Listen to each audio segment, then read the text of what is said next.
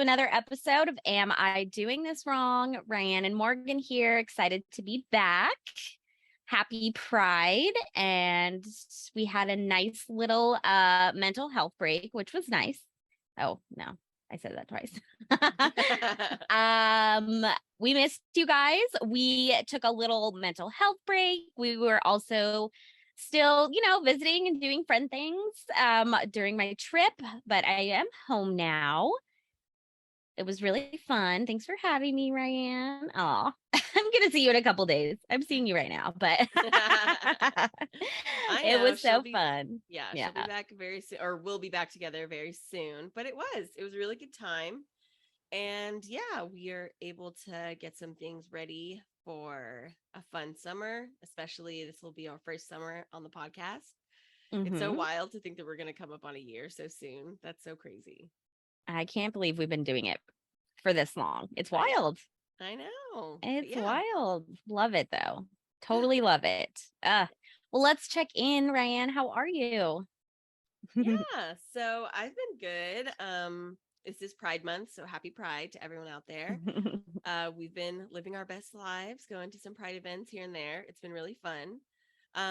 But actually, during the break that we took, I had something to share with you all. How much we preach therapy and, staying the course.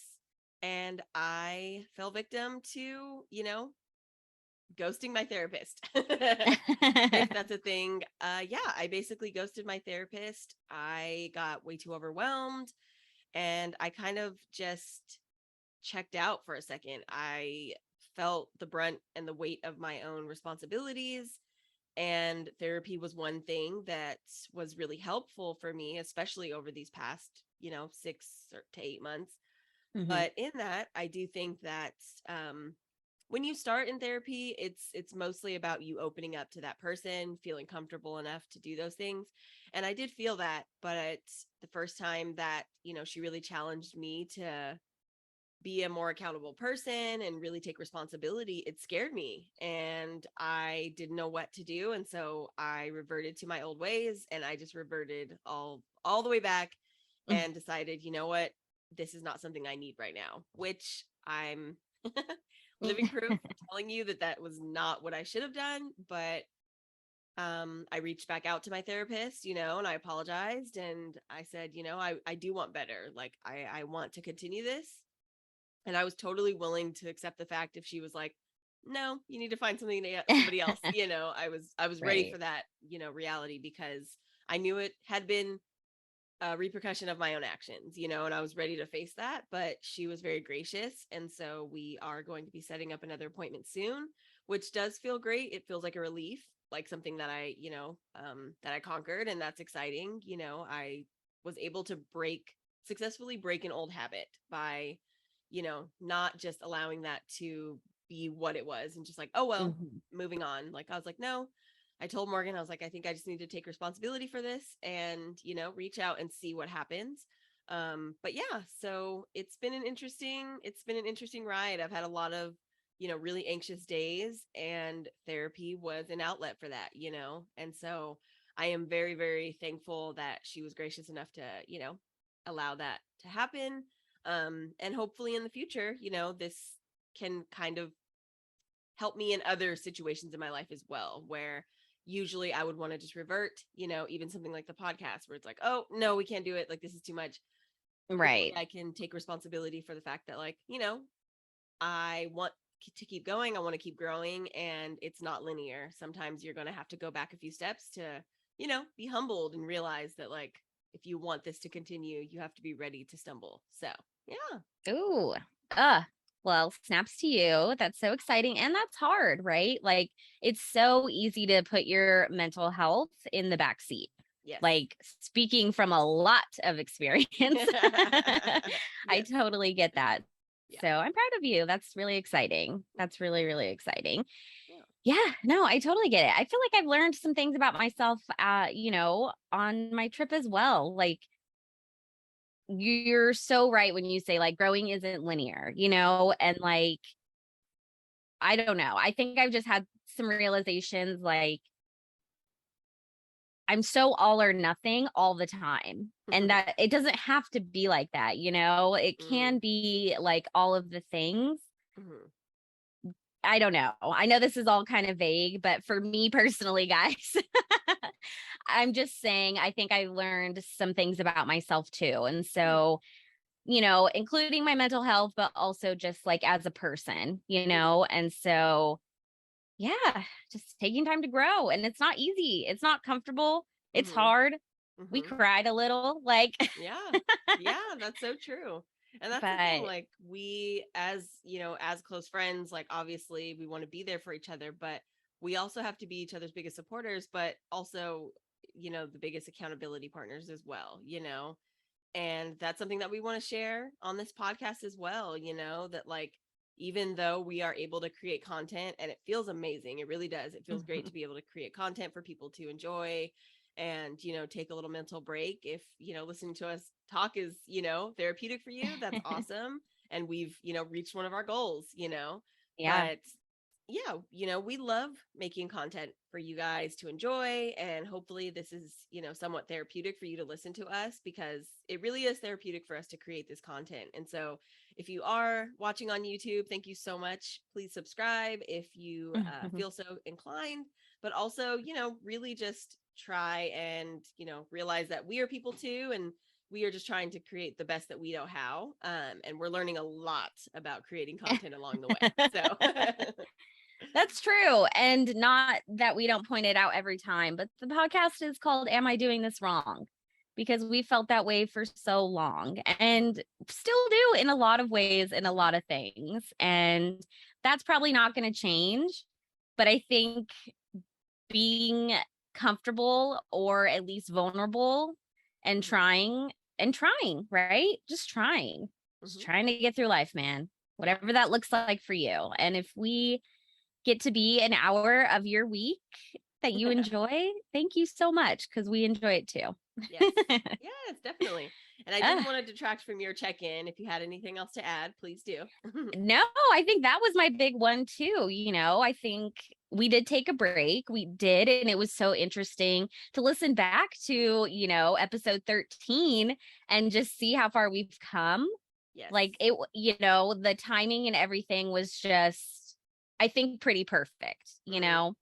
Yeah. And so I think it did really work out well. And maybe you guys will agree. Definitely let us know. But, you know, we have been working on this. And it's crazy to think that we are, you know, a few months away from a year and we are doing it. We have big plans coming. We have a lot of cool stuff in the works. We are growing and we just have so many fun ideas that we can actually, you know, attain now. Yeah. Yes, that is so true. They are within arm's reach. And so please, yeah, stay tuned and tell everyone you know about it because we are super excited to share with you what we've got going on behind the scenes. So, yes. Yeah. Exciting. Well, with that all being said, and it kind of goes with today's topic, which is imposter syndrome. Oh, yeah. Yeah. Perfect. I segue. know, right? Yeah. First and foremost, guys, as we always say, we are not experts. We are not doctors. We are just two friends trying to figure things out. Um, but you know, we do some research, we find some information, we try and give you some information, and hopefully this helps you feel less like an imposter. Yes. And as always, our resources will be in the show notes if you guys are interested. All right. So, what is imposter syndrome? So, imposter syndrome, or IS, refers to an internal experience of believing that you are not as competent as others perceive you to be. So, while this definition is usually narrowly applied to intelligence and achievement, it has links to perfectionism and the social context. Yeah. Interesting. Okay. Yeah. Ooh, I'm so excited for this. Yeah. Because yeah. I've heard about it and we've talked about it off camera very often, especially because I think I've only heard about the actual term imposter syndrome maybe about a few years ago, maybe about 2 years ago or something like that, where it actually was applied to in a context that I understood. So I'm Right. really interested to see what you found out about this. Yeah, this was really interesting. And, you know, Ryan and I, we would joke to each other, and I'm sure we said it on the podcast, like, do we call ourselves podcasters yet?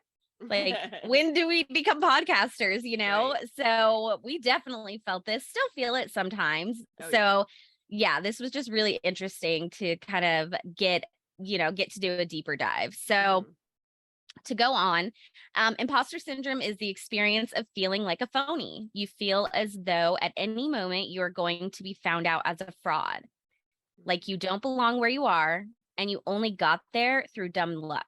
It can affect anyone, no matter their social status, work background, skill level, or degree of expertise. So, sorry, guys, no one's immune. Right. Yeah. And it's almost, I mean, just in my own experience, it almost happens more when I reach milestones and then I go into new areas. It's like, even though I know I've worked to be here, it still doesn't feel like I should necessarily be here. Like, yeah. Oh, interesting. Yeah. Right. That's true. Especially if I think back, like in my career, I have worked in a lot of customer service jobs. I, in recent years, have worked at a lot of like tech companies. And I still feel like you know, don't know how to do those things. If I just was like, if someone came up to me and said, "What are you good at, like career wise?" I'd be like, I don't know, nothing, I think. Right. Yeah, that's so true. Even at my recent job, they were like, "Oh yeah, with like all your past like experience in this field, you'd be great at da da da." And I'm like, "Oh, I guess I would be good at that." I never thought of it that way. I never put my experience into those terms. I still feel like a hmm novice at most of the things I do, which hmm I don't think that that's necessarily a bad thing. Like, it's one thing to go into your job ready to learn a new skill, even if you've done that work before. It's still Yeah. a new environment with new people. You might have new things to learn. And that's just something that I always want to carry into like anything that I do, whether it's, yeah, career or Yeah. otherwise, right? Even if I go to, visit a country that I've been to before, I still want to go into it thinking like, oh, what's new to visit? What's new to learn about it? But Yeah. there is a difference between that type of mentality and going in truly feeling like you don't actually belong here. And I've Right. felt both. And so I do just want to make the distinction that like going into new areas, yeah, you should go in with a level of like, not necessarily humbleness. I'm not sure if that's the right word, but just like a willingness to learn, I'd say. Whereas, yeah, imposter syndrome is a little bit more of, I'm not even sure if I'm in the right room, right? Like, I'm not even sure if hmm this was where I was supposed to end up, kind of thing. But yeah. Right. No, 100%. And this is kind of career specific, but I did read somewhere like apply for that job that you are 80% qualified for. Mm, Like don't write yourself off if mm, you can't do everything. Like you right. can learn and you should be learning, right? Like if you knew everything about everything, life would probably be pretty boring. My life's not very boring because I don't know much about anything. So So she says, imposter I'm syndrome feeling strikes like an again. imposter. I know. Yeah, real life example right there. So, all right. So the term was first used by psychologists Suzanne Imes and Pauline Rose Clance in the 1970s. So when the concept of IS was introduced, it was originally thought to apply mostly to high achieving women. Since then, it has been recognized as more widely experienced. Yeah. Yeah, But that definitely. does make sense. I mean, around the 70s, women, women's role in society, at least in the US, was definitely shifting. Hmm. So I get, it kind of makes sense where that's coming from. But I thought that was interesting. Oh, yeah, definitely. And I think in reality, it was probably started by, yeah, women because of, the gender pay gap and all those things, right? Not being let into certain professions because of your gender. And Right. so if it's that way for women, then it's just that times two, three, four, five for all of the other intersections of identities that make you feel like you shouldn't be in the places that you are, right? Or hmm that for whatever reason, it only happened for you as a fluke. And I think that's there's something to be said about, being like the first to do something, right? Like if you're the first woman to do something, if you're the first trans person to do something, if you're the first, minority group to do something, as much as it seems like an accomplishment, you also, I'm sure, have a very strong sense of imposter syndrome, because it's like, why am I the first, right? Like what about me? It's not always a place of confidence. Like, yeah, we should have always been here. It also, I've thought that before, when I am the quote unquote diversity hire, like it feels like, is this correct though? Like, was there a mistake made? And so Right. hopefully you have a, community around you to kind of like rally, for you and remind you of these things, that you are meant to be where you are. But I do understand that it can also feel very lonely, right? That like, I can't really tell anyone because I don't want to be, like found out. It's like that. Right. Right. Exactly. Like it said, you feel like a fraud. Mm-hmm. So, some of the characteristics of imposter syndrome are an inability to realistically assess your competence and skills, attributing your success to external factors, berating your performance, fear that you won't live up to expectations, overachieving, sabotaging your own success, self doubt, and setting very challenging goals and feeling disappointed when you fall short. Yeah. Yeah. So Check all the boxes. I know. Yeah. I feel like I definitely do all of these. Yeah. Not in every aspect of my life, but I can probably find places where they can apply. Right. So Yes, definitely. Most definitely. right. So while for some people, imposter syndrome can fuel feelings of motivation to achieve, this usually comes at a cost in the form of constant anxiety. You might over prepare or work much harder than necessary to quote make sure that nobody finds out you're a fraud. So like you were saying, you're just like tiptoeing around waiting to be found out as if there's something to find out. Right. And yeah, and this is really interesting too, because I think there's something to be said about having to over explain yourself. I've definitely felt like this in the past, recently, where it's almost like, if you've ever met a person that feels like they need to over explain what they do or why they're around or why their job is important, like I know I've had conversations with people, where I'm the receiver of it and I also give it as well, like where I feel the need to over explain myself, like, oh, well, I've done this and I was a part of this. So like, when in reality, I've already shown up. I'm here. And whether or not, those standards I've met for other people, or if, my own standards have been met, like it doesn't matter. I'm here in the now. And I think for me, like, especially any field where you need like certification or, credentials or a degree, like there is going to be a certain, amount of imposter syndrome feeling, right? That like people in the past have gotten your job for doing much less and, having to have much less paperwork to back them up, And so I know for myself going into like, especially educational spaces, there's just so many different people, because you can have experience that might be worth its weight in a degree or vice versa, like you just never know. And so for me, that was always a really tough line, because it was like, well, I have the degree, but I still feel very young in my years. But like, when do I ever become or get to a point where I will just be comfortable with what I've created, or like what I've done to put into this field, Right. That's true. And it feels like, yeah, when will I ever feel that way? Will I ever feel that way? Exactly. That's tough. Yeah. So this sets up a vicious cycle in which you think that the only reason you survived that class presentation was that you stayed up all night rehearsing, or you think the only reason you got through that party or family gathering was that you memorized details about all the guests, that you would always have ideas for small talk. Which isn't a bad idea. I don't think I'm I'm not a good small talker. I'm just kind of like, Yeah. I just won't say anything. And then I seem like shy or uncomfortable, but I'm just like, I don't know. It depends on the person, I would say. You're good at it. You could chat with anyone for it ever. I can, but there's been more instances in my adult life that I realize, like, I don't know. It also just depends on like the room. There's like that hint of perfectionism in there that, like I've said, I just don't have. Like that's just not in me.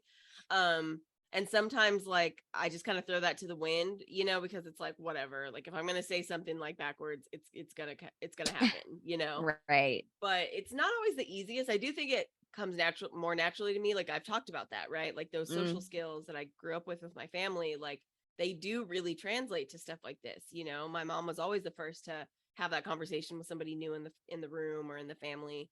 Whereas right. a lot of people were the complete opposite, you know, where they would like stay the farthest away and just, you know, say other stuff, you know, behind their back, basically. But my mom was always very upfront about it.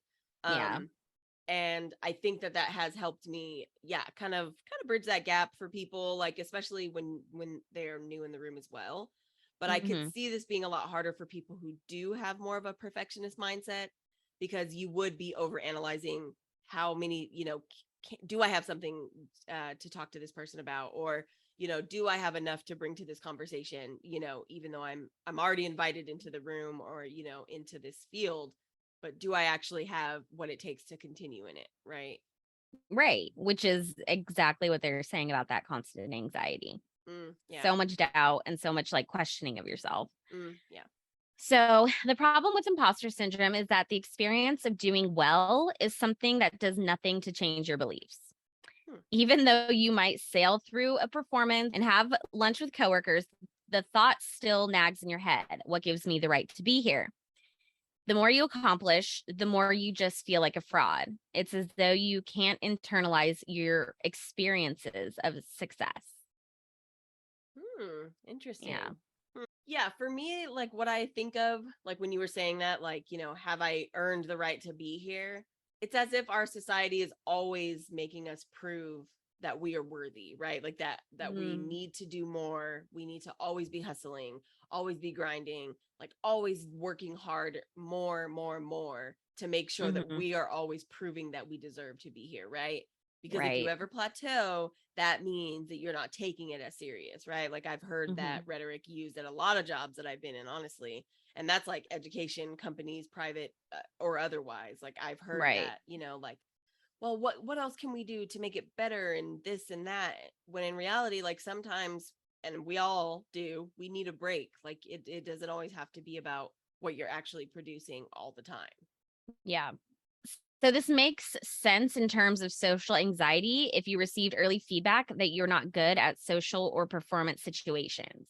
Your core beliefs about yourself are so strong that they don't change, even when there is evidence to the contrary. Hmm. So the thought process is that if you do well, it must be a result of luck because a socially incompetent person just doesn't belong, Hmm.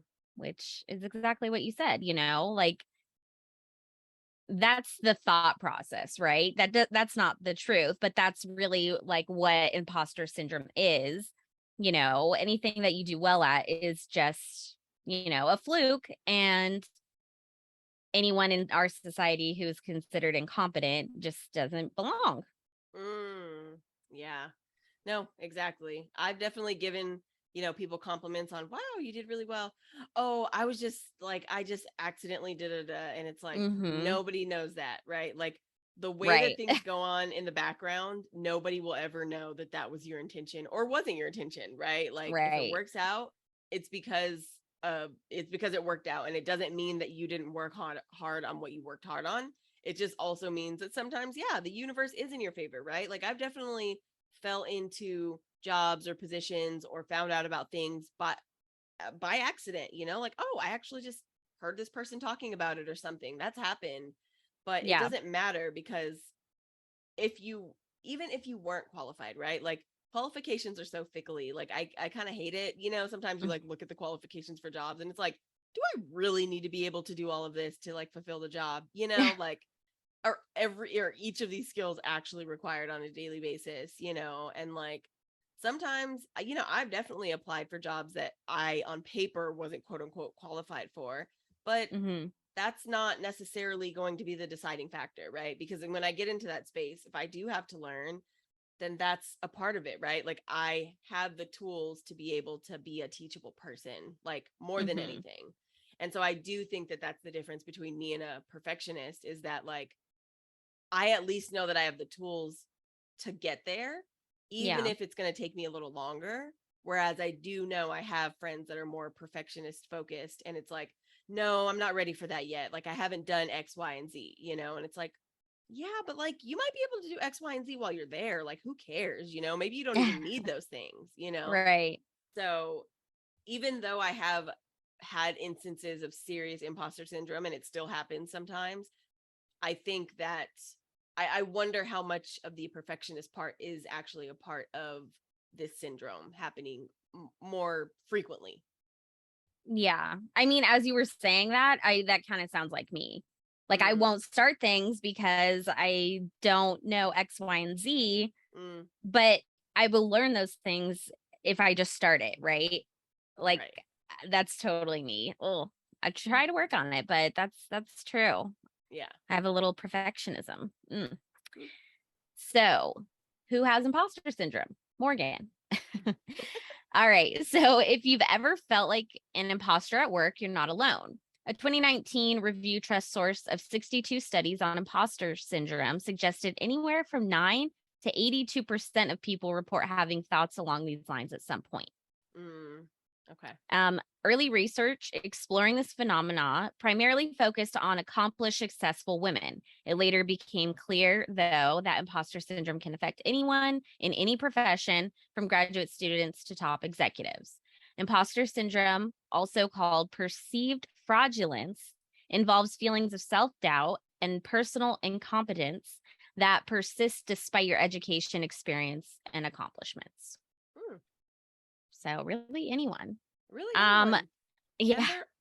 there are actual frauds out there. Like that's the thing. Like there are actual people that have been wildly successful in, you know, all kinds of fields and are actual frauds, you know? Right. And so like I'm not saying that you need to have all the or that you I'm not saying you should be underqualified in everything you do. I'm not necessarily saying that. I'm Yeah. just saying like take qualifications with a grain of salt. Like you know what I mean? If you're in a meeting or you know like you're I don't know, sometimes like I've been invited to a panel and or you know for like different, you know, fields and stuff and I'm like, do I belong here? And I'm like I can impart some wisdom. I might not be the Yeah. best on the panel, but I can still, you know, at least have the conversation. So Right. again, yeah, take qualifications with a grain of salt. Right. Ryann and I watched Dirty John season 1. Um and so yes, frauds are real. Super real. There's some shady ass people out there. Yes. But this is not that. So Right. um so let's talk a little bit about causes. So, causes for imposter syndrome. The first one is family upbringing. Research research suggests that upbringing and family dynamics can play an important part. Parenting style characterized by being controlling or overprotective may contribute to the development of imposter syndrome in children. Mm, So, the next one is new work or school opportunities. So it says we also know that entering a new role can trigger imposter syndrome. For example, starting college or university might leave you feeling as though you don't belong there or you aren't capable. It appears that imposter syndrome is often the most common when people are going through transitions and trying new things. Which mm, true. Like Ryan and I had a whole conversation last night about getting out of your comfort zone. mm-hmm, And that's hard.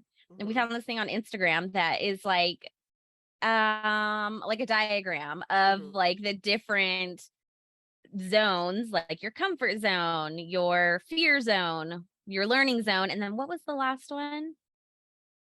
I don't know. I'm sure you guys have seen it. I actually Yeah, saw maybe it like before you sent it to me. yeah, maybe like zone of success or something like that. I'm not sure. Yeah, yeah.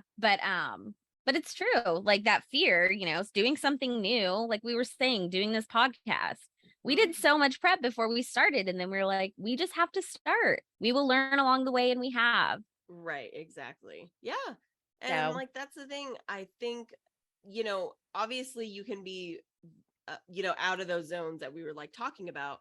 Yes, you mhm. can be sometimes you can be pushed too far, right? Like that is real too and you have every right to revert back if that is not comfortable for you.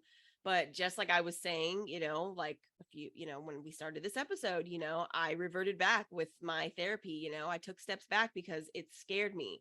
Like that actual growth of being responsible and accountable for all of my actions scared the living shit out of me. I was needing to revert to show myself like, but see, now other things are going to be affected because of that.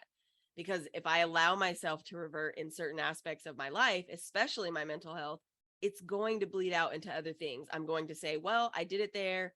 I can, not take this opportunity at work. I can not take this opportunity to, have my friend out here, or whatever it Yeah. is, right? Because the easier option is to just say, never mind. And I'll take it to something even like simpler. Ever since the pandemic, like, before that, I considered myself, a very big extrovert all the time, never minded being around people. But through the pandemic, like, I lost some of that. I got really comfortable being with myself. And that took time and work because I was not always comfortable just being by myself. Even with a partner, it doesn't mean that every second is spent with someone else. And in the pandemic, I had even less people to reach out to. And so now that we're kind of getting back to, normal gatherings and being around people, like my comfort zone is now at home. It's at home. It's hanging out, on the couch or in my room or doing whatever I can do, even if it's going outside with the dogs, it's still within my comfort zone.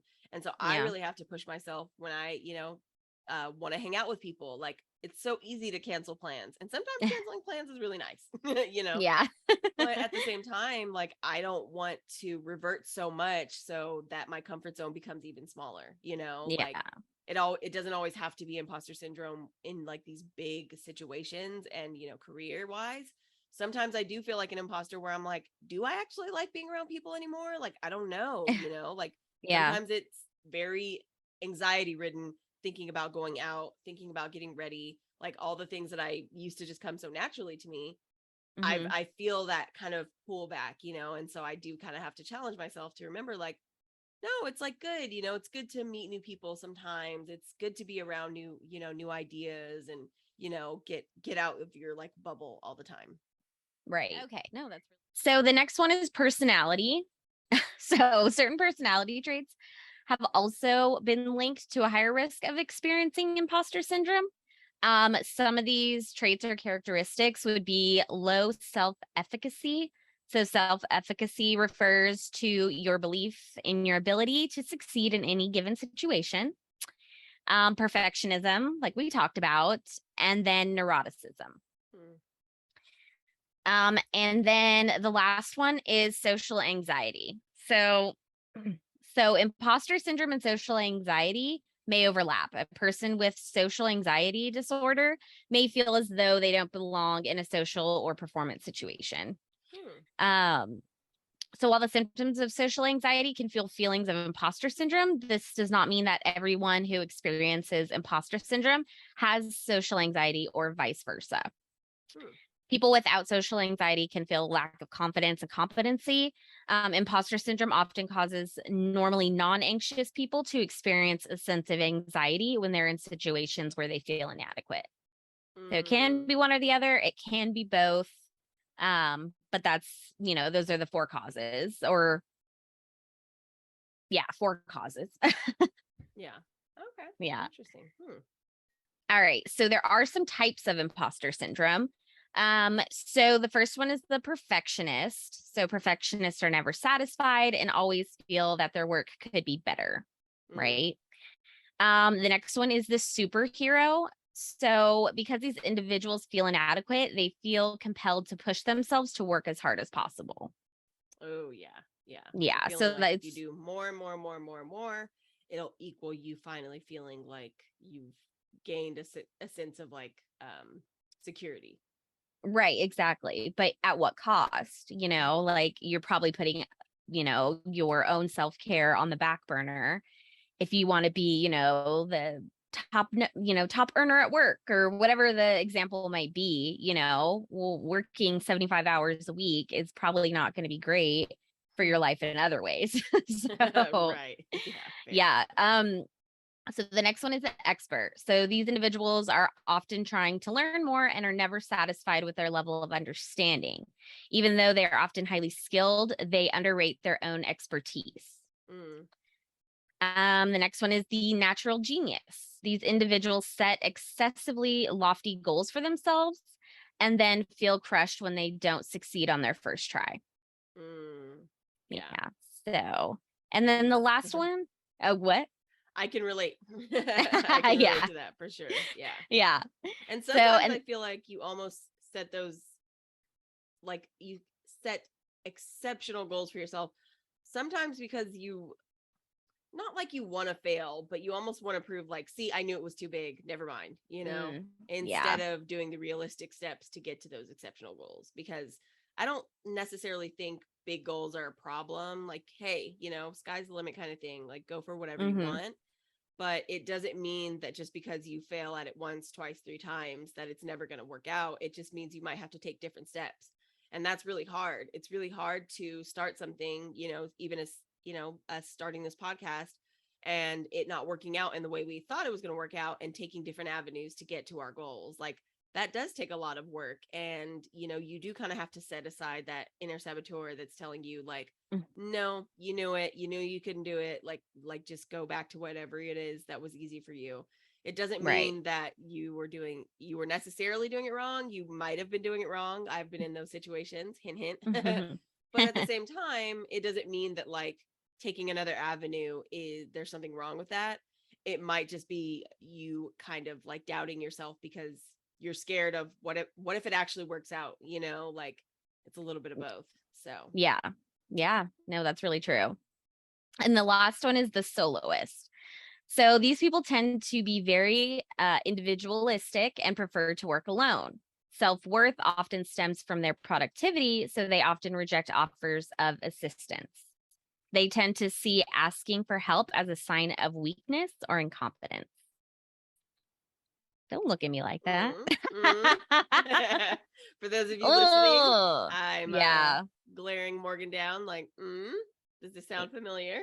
Well, that's me. Yeah. I'd rather, I'll die on that hill before I'll ask for help. Like I'm the worst. It's not a good trait of mine, but it's definitely a trait of mine.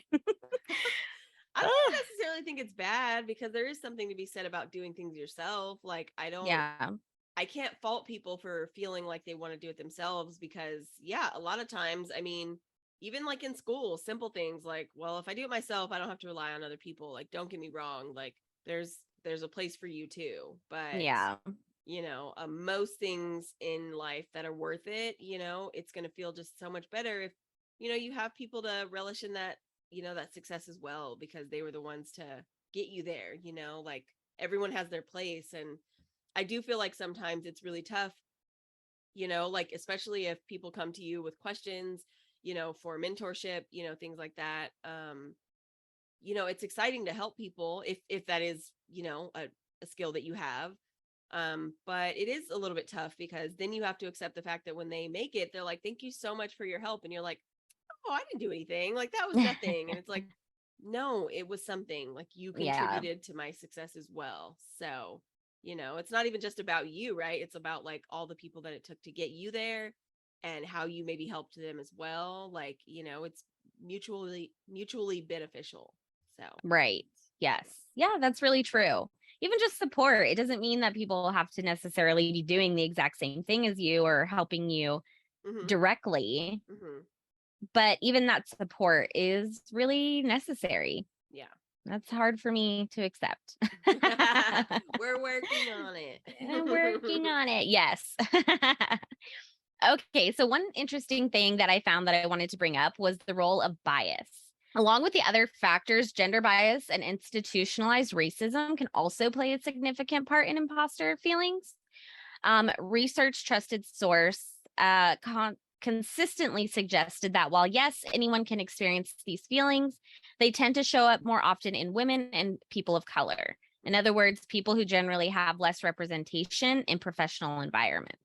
Yep, exactly. Yeah, being the only one in the room, whatever group you come from, when you're the only one in the room and you don't have somebody to bounce ideas off of, you don't have anyone to, kind of give that, side eye look like, am I the only one that's noticing that this is cringe or this is wrong or whatever? It does, it starts to feel like a little bit, not necessarily gaslighting, but it starts to feel like, yeah, like you're crazy. Like, am I the only one that notices this? And I've been in those situations, and so that's Right. why I think it's so important to give people the shot, especially if they come from, similar backgrounds, or they just have like similar experiences. When I meet other interpreters that also struggle with imposter syndrome, I've told them this, we've talked about it, like, I get it. I understand why you feel that way. It's probably not necessarily going to go away, but as long as we can both acknowledge that we felt this way, you'll feel so much less alone and maybe be able to combat it a little bit easier, because you're not always going to have that support in the actual spaces that you're in. But maybe if you have other people outside of those spaces that you can talk to, it might just calm that a little bit when you do go back in. You know what I mean? Right. Yeah, exactly. Yeah. And it goes on to say awareness of the bias against your gender or race might lead you to work harder in order to disprove harmful stereotypes. You Mm. might believe you need to dedicate more effort than anyone else in order to be taken seriously, much less earn recognition for your efforts. Mm-hmm.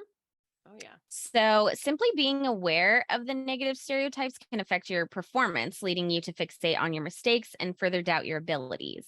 The microaggressions and discrimination, both blatant and subtle, you experience along the way can reinforce the feelings you don't belong. This, of course, is exactly what they're intended to do. Mm.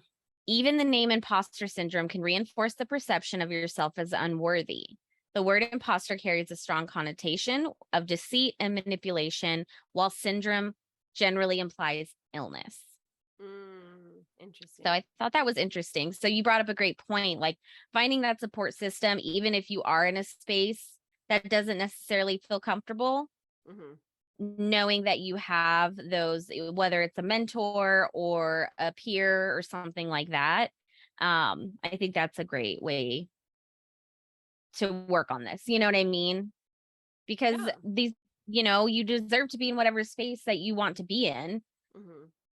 but you don't deserve to feel like, you know, you shouldn't be there. I don't know. That's redundant, but like, Well, no, I mean, I was basically going to add to that by saying, like, that's the tough part, because sometimes, like, the spaces that you've worked so hard to get into don't end up meeting your expectations. And so you might feel bad, like, say, for instance, you go for something that predominantly only white males do, right? Like, you're in a space that only, typically white males are in. And then you get there and you're like, yeah, I wanted to break the door down. Like, I wanted to be in this space. But then you get there and you're like, this is bullshit. And I've mm, experienced it. You're like, this is fucked up. I don't actually want to be a part of this at all. The imposter syndrome sets in even more for me, at least. And I feel like, but if I leave, like, what was all that for? Like, was I actually just doing it for the notoriety or the clout or whatever? But leaving and, deciding to go, do something else or go at it another way is not a problem. Like, I can say that I felt imposter syndrome in those situations as well. Like, when I leave a toxic situation or in a toxic environment or a toxic mm-hmm, job, I almost feel more so like an imposter, because I'm like, why did I ever go in that space, right? Like, why did I ever think that I would belong there or something? mm, And that's really tough. Like, I don't necessarily have the answer, because I feel that sometimes. Like, sometimes when I finally, speak up for myself or say, like, you know what, that wasn't appropriate, like, I don't want to be there anymore, I feel like, mm-hmm, oh shoot, is that going to affect me in the future? Like, should I have just, like, weathered the storm kind of thing? But let me tell you, like, that type of toxicity, no matter how it comes, like, is not worth any of your time. And of course, if you don't have the choice and you have to stay there, then I truly hope that you can find a support system outside of it. But sometimes leaving is the best option. Sometimes those rooms don't deserve your energy and your work, your effort. Yeah. your effort, Yeah. right? That's really true. And I think quitting, and we talked about this in our quitting your job episode, right? Mm-hmm. Like there is just so much like guilt, and you start to like backtrack and criticize yourself and think about how things could have worked out differently. Mm-hmm. But that's, I mean, we're all going to do that anyway. But there is also the option that that was the best thing for you to do. Mm. So I think that was really well said because that's Yes. true. Yes. That's true. Close the door, open a window, or whatever they say. So, so, all right. So we know what causes imposter syndrome. We know what types of imposter syndrome there are. So what do we do about it? Well, all right. So to move past these feelings, you need to become comfortable confronting some of those deeply ingrained beliefs you hold about yourself. This exercise can be hard because you might not even realize that you hold them, but here are some techniques you can use. So share your feelings. Talk to other people about how you feel. And this one is huge just in general. I am the kind of person who will just like sit with my thoughts and have like a certain reaction to something and just think it's the worst. And then I'll talk to someone about it, usually Ryann, and she's like, actually, like, I don't think it's all the things that you're thinking. And I'm like, oh. Yeah. So just like some perspective is really helpful. Yes. Yes. That's yeah. So I oh was just yeah, gonna go say, ahead. and you have to be open to the perspective, like That's true. I cannot tell you how much, advice I was given in my younger years that sometimes I took and sometimes I didn't, but you have to be open to actually receiving it. Like, I know that a lot of times we think people are just being nice or they're just saying things to say them, but like they're not, you know what I mean? Like, I don't know how to explain that, but I know that there's been a lot of times where people have tried to give me props, tried to tell me like, wow, good job, or like, wow, you seem really skilled in this, or, wow. And I just immediately brush it off. Oh, no, like, I'm just like, no, I didn't do that well or whatever. But Right.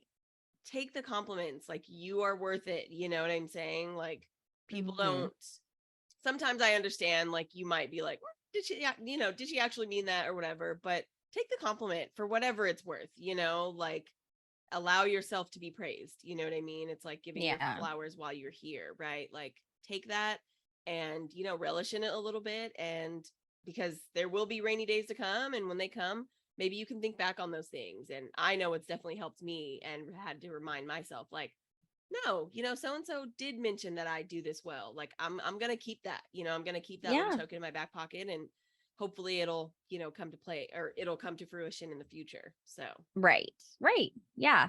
Yeah. True.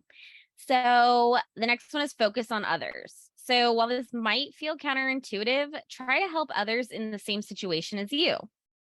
Right. So Ryan was basically saying that it's about like being a mentor, and you're like, I don't know if I can help, but you probably can.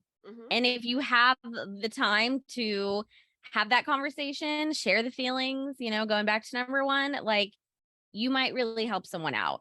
yeah. So if you see someone who seems awkward or alone, ask that person a question to like bring them into the group.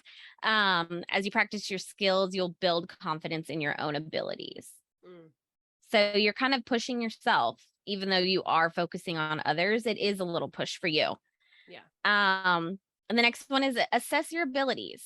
If you have long held beliefs about your incompetence in social and performance situations, make a realistic assessment of your abilities. Write down your accomplishments and what you are good at and compare that with your self-assessment. So this is just like our procrastination episode. Like, write it down. Just write it down. Yeah. No, it does make a big difference. And like, being realistic with yourself about your skills and your areas of improvement are both equally important. Like, you need both to have a balanced mindset. Like, you can't just be all about the things you need to improve. Trust me, you're good at some things. Like, you are, like, we all have things that we excel at. And even if you always have things you're improving, that's fine. But I do think it is tied a little bit still to like productivity, where it's like you're always improving, you're always changing, and like, okay, sure, like that is true in like the literal sense, right? Like we're all getting older, things will come a little bit easier to you, hopefully, in your older age because you've learned from your past and blah blah blah. But at the same Mhm. time, like you don't always need to be working so hard and like focusing so hard on all the things that you think are wrong with yourself. You know what I mean? Like Yeah. take breaks, try to remember that, like, you're here, but that doesn't mean you always have to be on. You don't always have to be 100%. Like there will be days where you're like 80%, 50%, whatever. Like that's fine. And it doesn't mean that all the hard work that you've put in is just like now gone. It just Right. means that you took a break. Like, yeah, we have talked about that. I think that was part of the procrastination episode, but honestly, a few of the episodes at this point. Mhm. Yeah. But it's like taking those breaks is necessary to actually making real improvement and progress, right? Like, one of the biggest study tips is not to just cram all night, but to actually just go to bed. Like, you're only going to retain as much as you let your body like repair and remember, like Right. take the breaks. They are necessary for your improvement as well. And in those breaks, give yourself a pat on the back. Be like, wow, I did that good thing, and that was really cool. I did it well, whatever it is. And, Mhm. maybe next time I can add one more, skill to the pot, whatever. Right.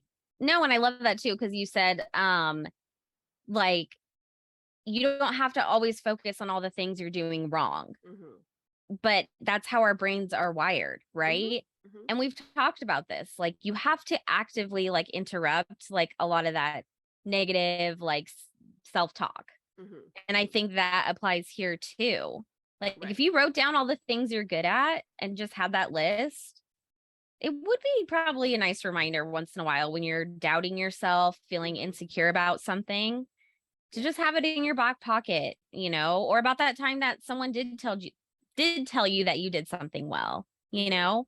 Right. Not that we want we want outside validation, but we're not trying to make it about that. But Mm-hmm. sometimes, like like at work, they say like make a folder, like a you've got this folder.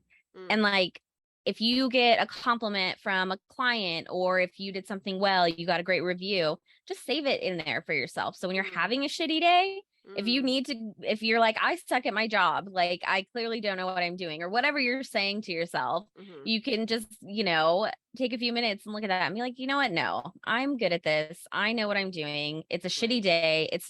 I'm not shitty. So let's Yeah. get to this, like, Yeah. I like that. and It's a that's, shitty day. yeah, I'm not shitty. yeah. It's very true. Right. Okay. So the next one is take baby steps. Don't focus on doing things perfectly, but rather do things reasonably well and reward yourself for taking action. So, an example would be in a group conversation, offer an opinion or share a story about yourself. Hmm. If that's not something you commonly do, if you do have some like social anxiety, that would be one example. But I think we kind of talked about this, like it's great to have big goals, and like everyone should, like everyone deserves to get what they want, and to have the space to work to get there. Right. But being where you are and getting to that goal can seem so daunting, Mm. and like you were saying, you kind of feel like you're setting yourself up to fail. But I think writing down smaller goals that will get you there, or just having smaller goals that will get you there, are Mm-hmm. more attainable, right? Mm-hmm. Mm-hmm. Yeah. And so I think that's another example for sure. Yeah. No, I like that. Yeah. The next one is question your thoughts. Basically what we Ooh. were talking about Yeah, we've touched on this. I before. like this. Yeah. Yeah. Yeah. So as you start to assess your abilities and take baby steps, question whether your thoughts are rational. Does it make sense to believe that you're a fraud given everything that you know? You Hmm. got your list, you got your baby steps. Are you a Hmm. fraud? Probably not. Hmm. I know, right? All right. The next one is stop comparing. Every time you compare yourself to others in a social situation, you will find some fault with yourself that fuels the feeling of not being good enough or not belonging. This one's Mm. really hard. I'm super guilty of this. Social Yeah. media makes it hard too. Mm-hmm. but it's true. I mean, everyone's journey is going to look different regardless, even if Right. you have the same goal. Right. That's true. And And I just heard something that was really interesting about social media. I liked this kind of quote. It was basically just like, social media. I don't necessarily agree when people say like social media is fake. I mean, it's not necessarily fake. It's curated, sure, but it's not like yeah, fake, right? Like there are right, real people behind phones, utilizing the space. And so right. social media is real for social media, but then there's also real Mm. life that is also real for real life, right?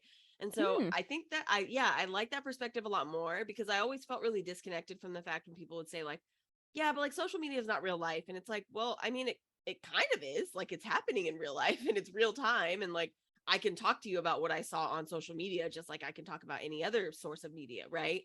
And so I Right. think it's really important to like know that, yes, it is curated and yes, it can be very skewed, but it's for the platform that it was created for. Right. And so like, I think there's something very interesting about that because yeah, even if you see someone that is in the same, uh, you know, space or profession or hobby or interest that you're in, it doesn't necessarily mean that just because you see them, getting so much notoriety, which again is mostly what social media is geared towards, right? Getting more notoriety, which means you get more opportunities and so on and so forth.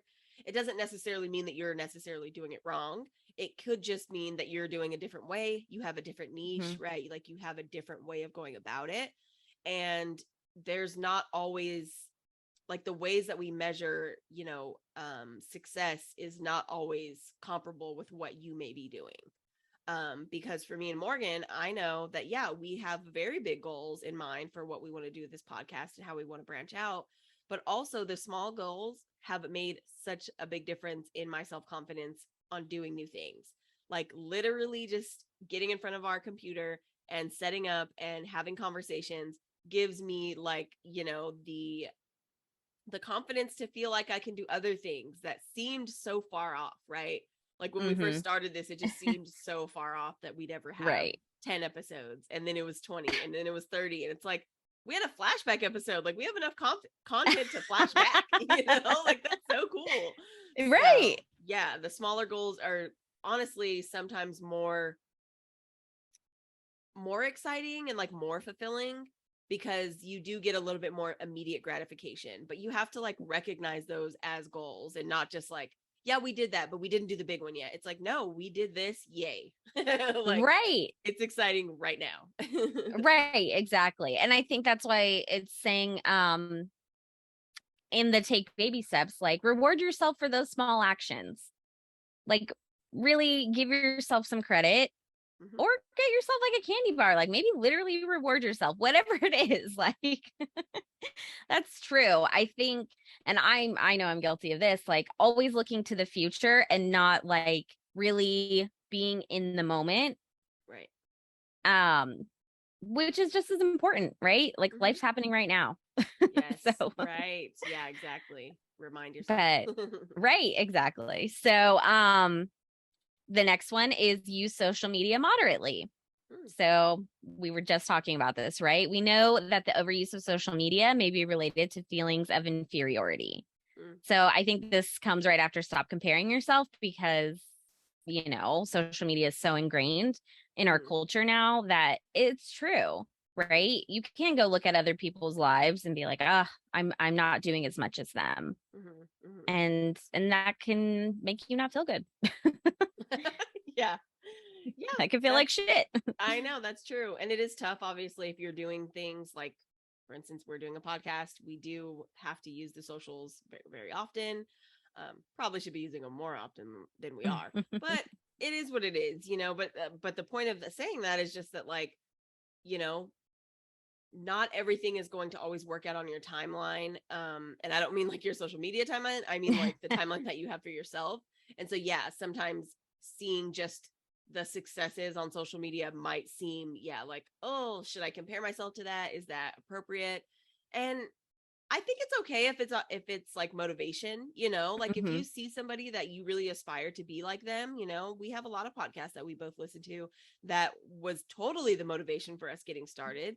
But at the Yeah. same time, I don't necessarily, I can't look at that as, yeah, comparison. It has to just be motivation because Mm-hmm. I love that content. And if I start looking at it as competition, I'm going to like create like this weird resentment toward it, you know? And that can happen. Yeah. People in your life or people that you follow on social media, like you have to be able to just appreciate it for what it is and just compare yourself to your old self, you know, compare yourself Yeah.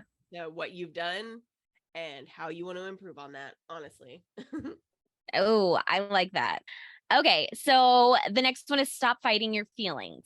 Don't fight the feelings of not belonging. Instead, try to lean into them and accept them. It's only when you acknowledge them that you can start to unravel those core beliefs that are holding you back.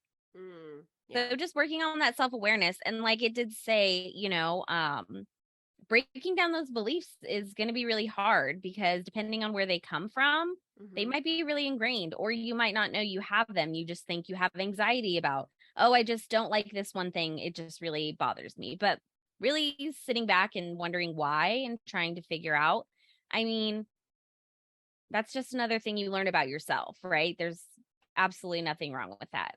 It's encouraged. Right. Yeah. Yeah. Very, very that. Yeah.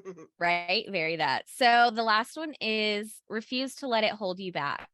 No matter how much you feel like you don't belong, don't let that stop you from pursuing your goals.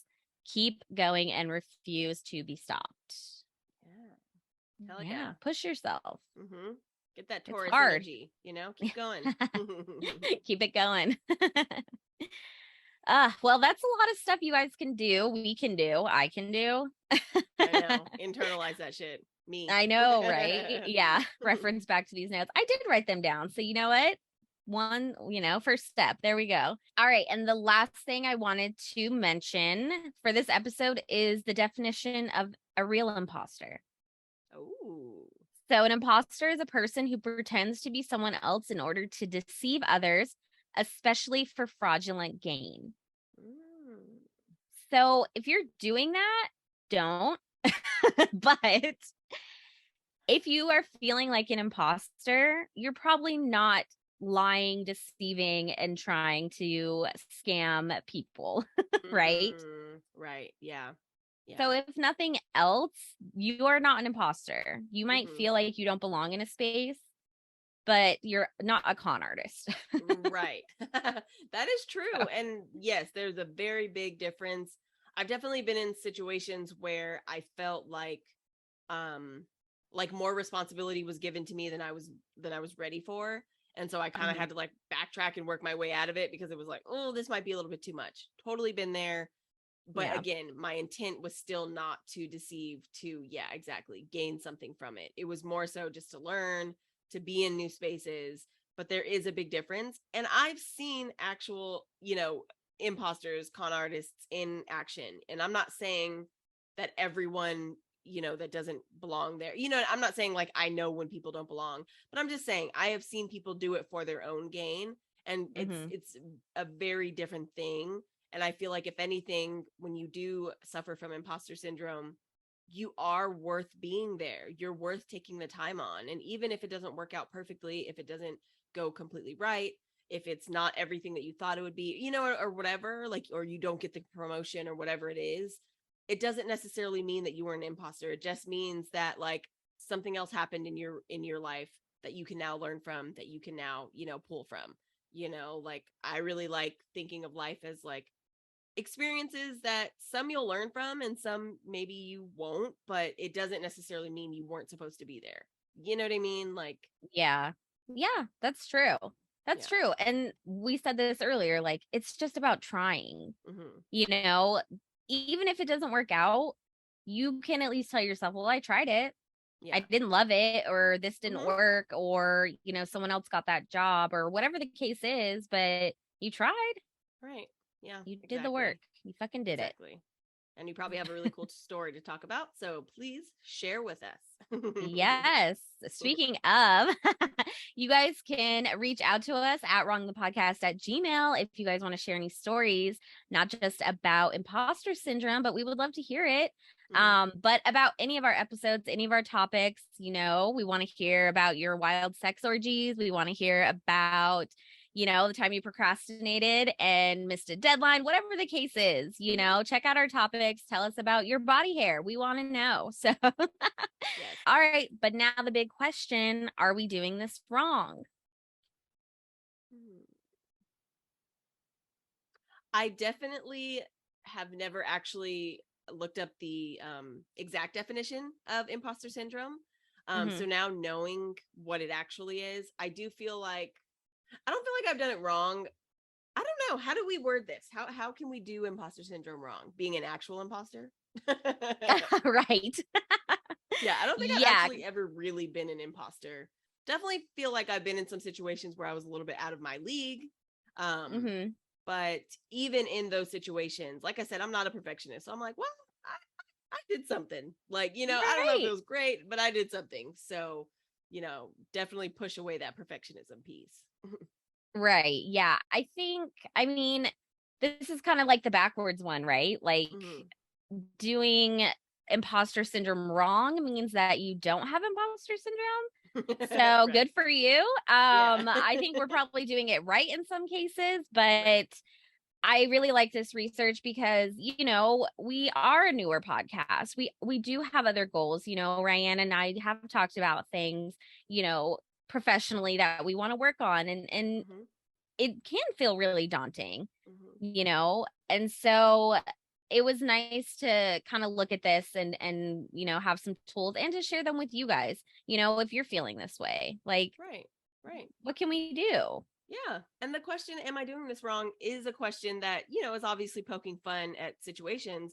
But at the same time, it's because that is a thought that runs through our minds pretty often in most situations.